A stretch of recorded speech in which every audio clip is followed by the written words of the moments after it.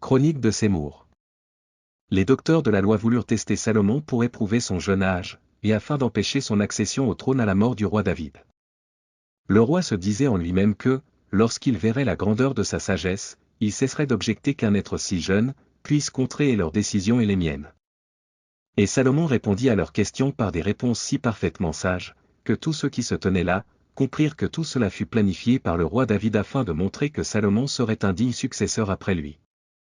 Lorsque la fin de l'épreuve arriva, Salomon se tourna vers l'un de ses adversaires et dit, « Vous êtes couvert du manteau des torts par lesquels vous recherchez à prouver votre grandeur sur moi devant cette assemblée.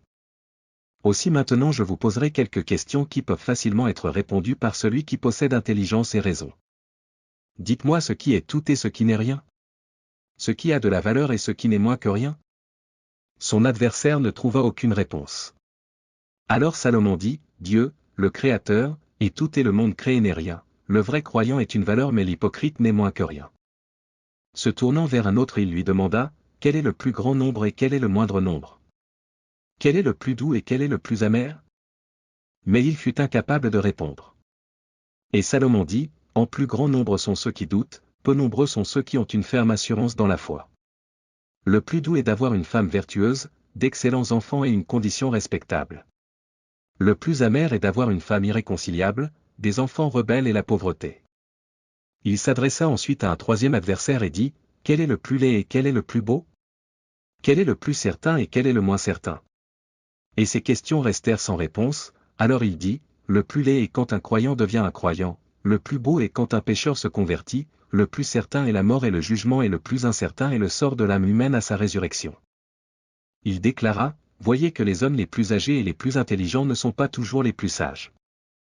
La véritable sagesse ne vient pas de la longueur des années ni de l'étude des livres, elle ne vient que de Dieu qui est sage par excellence. » Les spectateurs s'émerveillèrent grandement à cela et les chefs de personnes s'écrièrent d'une seule voix, « Loué est notre Dieu qui a donné au roi un fils qui les surpasse tous en sagesse et qui est digne de s'asseoir sur le trône de son père. » Quand le roi fut arrivé à un âge avancé, l'ange Gabriel lui porta une lettre de lumière céleste et dit, « Dieu te commande de réunir ensemble tes fils et de lire les questions qui sont écrites ici, celui de tes fils qui pourra répondre correctement s'assiera sur ton trône. » David fit appeler ses fils et lut la lettre en présence de tous les principaux hommes d'Israël.